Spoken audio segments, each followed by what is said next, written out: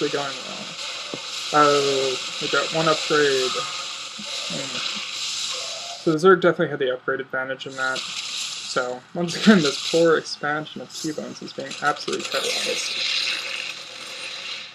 And they chase the Roach, but he brings them with some more Zerglings.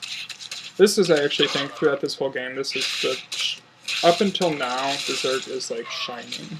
Like, oh, spoiler alert, the Zerg kind of screws up the rest of the game. But this is definitely his shining position. So if you're a Zerg in this position, what you want to do is to expand. I mean, if he's... When the Terran Fast expanded, he basically forced a economic gain, because Zerg's first rush didn't actually kill him, so that means you've got to go into an economic gain.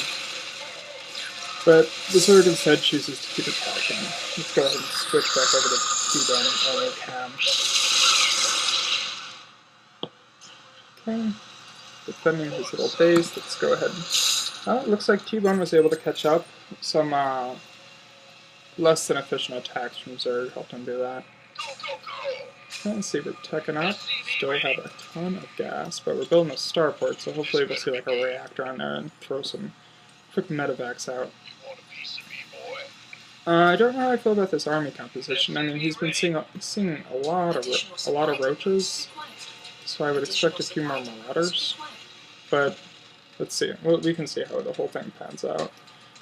Let's see, throw the reactor, please be a reactor. No, it's not. Ooh, ouch. Supply drop. Nobody likes to see a supply drop. It's like a knife to the heart. Upgrading, finally spending some of that gas. Reactor, fantastic. Getting more Marines, and some more Zergling harass. Probably jumped in through here. I hope that he blocks it off. Oh, and they go back there, so definitely, I'm sure you guys have played on Zelnaga Caverns before, like that is super annoying, so maybe throw some supply depots down there to keep that from happening. Even a bunker, I think a well-placed bunker and a supply depot actually would work too. And the bunkers are always fun because you can always salvage them later, so I figure when you can wall off with something, you might as well wall off with a bunker. And he puts a bunker over here. If only this had been here earlier, maybe with a little brother bunker over here somewhere, that would have kept him from having an initial fall behind. But it looks like TBone is actually grabbing remarkably ahead in lead, so which is pretty good. Let's go ahead and, I know everyone loves to watch the APM, and looks like TBone's running about 112, which is good. And Zergy is running at 85, a little less stellar, but we all know that APM doesn't always matter that much. Okay, see, looks like we're getting some medevacs to deal with our ridiculous trust fund of gas. Let's see, make sure. Man, a lot of Marines coming out of him. I don't know, because the Zerg's always going to be able to like grab an infestor, throw some fungal breaths down, maybe throw in a few banglings with the mix, and that's just going to melt. Unless he gets some decent upgrades. But I definitely feel like he should be having some more marauders in this mix, just to deal with the roaches. Factory Scout, the slowest and bulkiest of all the scouts, going out to see if the Zerg, terrifying Zerg, have taken a third. And, oh my god, has he? Oh, there's creep, shit. The TBone alarms are going off. Everybody's getting laser healed. So he's probably gonna run out there and deal with that. Okay, and we see some infestors coming out. That was exactly what I was afraid of. Because the infestors and the fungal growth and the otherwise Zerg sadness is going to eventually affect it. We see some utilisks, so friend TBone is probably going to have to deal with that too. Because the Zerg is definitely going for a very harass-heavy game. Because, I mean, except for that 1 or 2 times at the natural, we have not seen his full army. So definitely expecting a lot of harass tactics out of Zerg. Let's go ahead and go to the everyone cam. just to see what they're doing. And yeah, see, this is what I mean by this.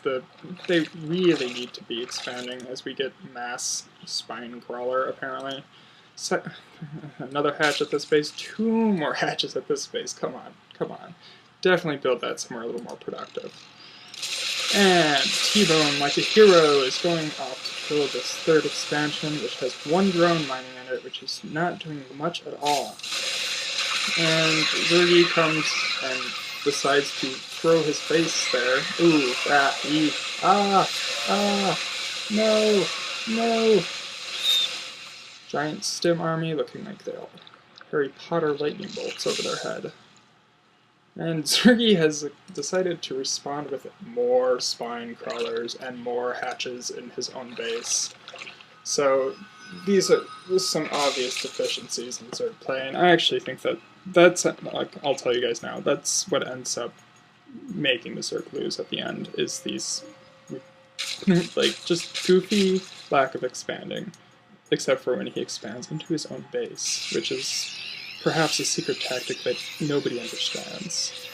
But, let's go ahead and power through this a little bit faster so we can start looking at some of the overarching things I've been kind of saying the whole time, but we can go ahead and get it a lot more succinct end of show summary. Looks like TBone is gearing up to take this. TBone's money, very high. Uncomfortably high, I'd say. So it looks like Zerg is finally building a hatchery outside of his own base. I'm guessing that Zerg is doing this because he's obviously not that great. Look at the energy on these queens, not that great with his larva vomiting ability. So apparently he has learned to build a bunch of hatcheries, which is really a bad way to learn. So Zerg units going there to die instantly. Let's see. And ooh, nasty fungal growth with the health. Yeah, you can tell exactly which one suffers that.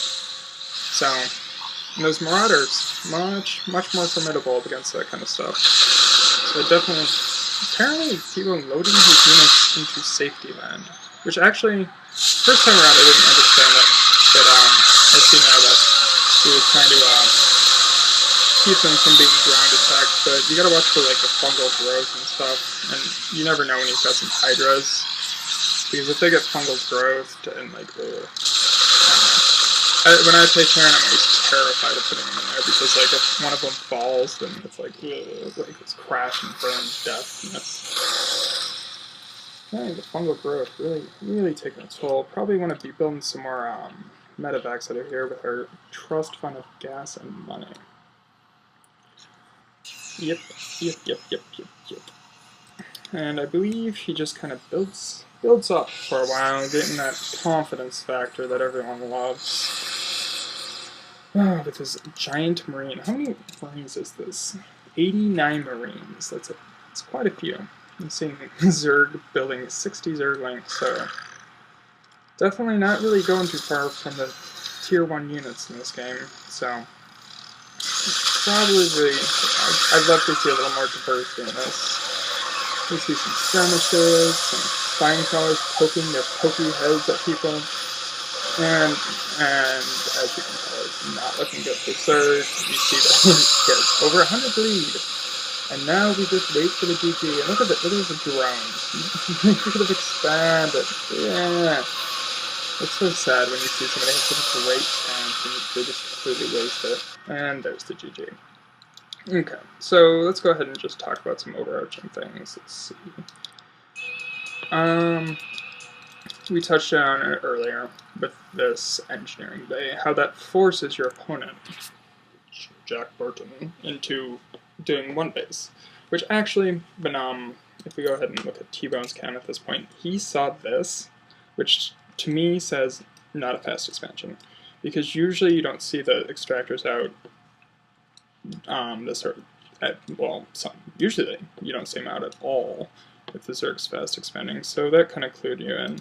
And while yes, this is an interesting and creative strategy, somebody, I'm sure, some genius person who plays this all the time calculated that this tactic was worth 125 minerals or whatever an engineering bay costs.